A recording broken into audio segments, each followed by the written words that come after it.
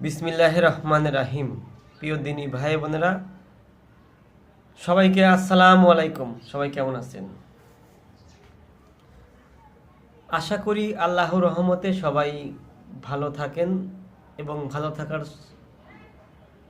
জন্য সবাই সবার জন্য দোয়া করি। আসুন আমরা দিনের পথে চলি, আল্লাহর কথা বলি। দিনের প্রতিটা সময়ে আল্লাহকে স্মরণ করি। আল্লাহ পাক যেন আমাদেরকে দিনের পথে চলার তৌফিক দান করে। প্রিয় দিনী ভাই বোনেরা, আসলে আপনারা জানেন যে দীর্ঘ 1টি বছর পরে আমাদের মাঝে পবিত্র সিয়াম সাধনার মাস, পবিত্র রমজান মাস আমাদের মাঝে এসে উপস্থিত হতে যাচ্ছে। তাই সেই খুশিতে আমরা সবাই রমজান মাসকে স্বাগতম জানাই। খোশ আমদেদ মাহে রমাদান, খোশ আমদেদ মাহে রমাদান। রমাদান হচ্ছে একটি সিয়াম সাধনার মাস, বরকতময় এবং মাগফিরাত এবং নাজাতের মাস।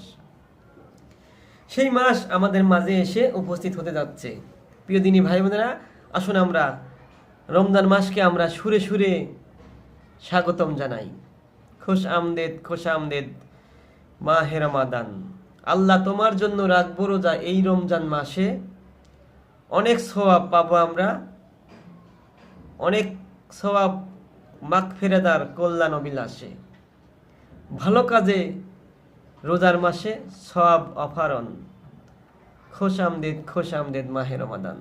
আসুন আমি এই গজলটা সুরে সুরে গাই না কেন, সুরে গাইলে হয়তো একটু ভালো লাগে।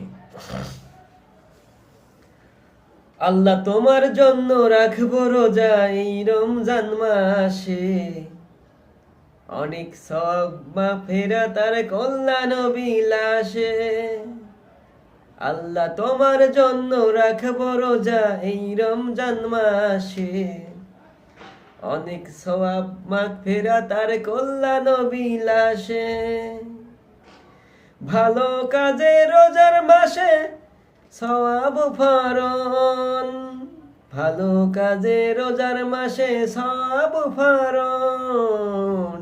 খোশ আমদেদ মাহে রমাদান, খোশ আমদেদ মাহে রমাদান।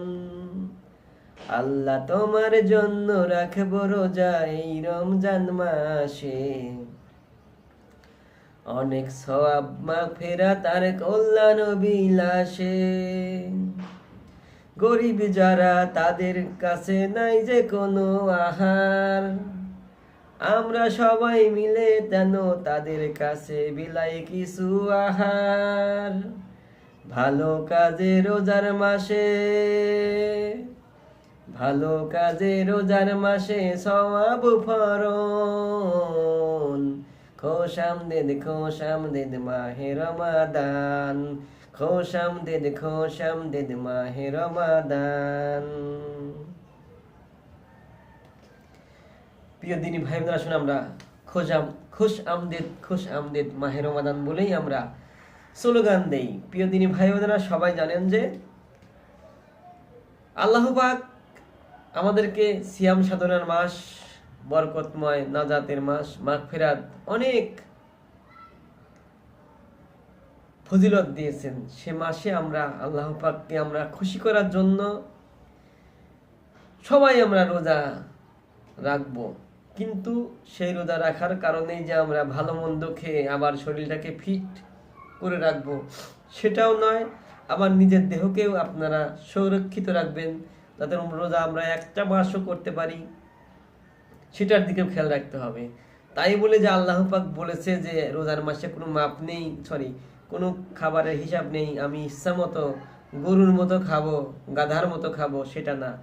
প্রত্যেকটা জিনিসের হিসাব আছে। আমার চারপাশে কারা কি খাচ্ছে আমি সেটা দেখব, আমার পাড়া প্রতিবেশী কেমনভাবে চলছে সেটা আমি খেয়াল করব, আমি ঠিক মতো জাকাত পরিধান করব, আমি ঠিক মতো সালাদ পরিধান করব। শুধু যে আমি ইফতারের টেবিলে বড় বড় বোলের মধ্যে যে বিলাসবহুল খাবার নিয়ে বসে আমি ইফতারিতে সবাইকে দেখাবো যে আমি ইফতারি এইগুলো দিয়ে করছি না। আপনি যেটা করবেন সেটা কিন্তু অন্য লোকও করতে পারবে না। তাই আসলে আমরা সবাইকে সতর্কতা বানিয়ে দিয়ে বলি, সবার মনে কিন্তু খাবার খেতে চায়, সবাই খাবারের একটা কি লোভ লালসা থাকে। তাই আসুন সবাই আমরা সেই লোভ লালসা যেন কাউকে না দেই, কারোর থেকে যেন আমরা নিরাশ না হই, আমরা সবাই সবাইকে হেল্প করি। আসুন আমরা আল্লাহর পথে চলি, আল্লাহর কথা বলি, প্রতিদিন আমরা অন্ধকার কবরকে স্মরণ করি, মৃত্যুকে স্মরণ করি, প্রতিদিন যেন করি মৃত্যুকে স্মরণ। অন্ধকার কবর আমাদের মাঝে আসবে যেন কখন মরণের থেকে আমরা যতই পালাই, মরণ আমাদের রবে ঘিরি, যদি আমরা আকাশ পথে লাগাই না কেন সিঁড়ি। আসলে আমরা আল্লাহকে ভয় করি, আল্লাহর পথে চলি, দিনের পথে চলি। আল্লাহ হাফেজ। বাংলাদেশ চিরজীবী হোক। আল্লাহ হাফেজ।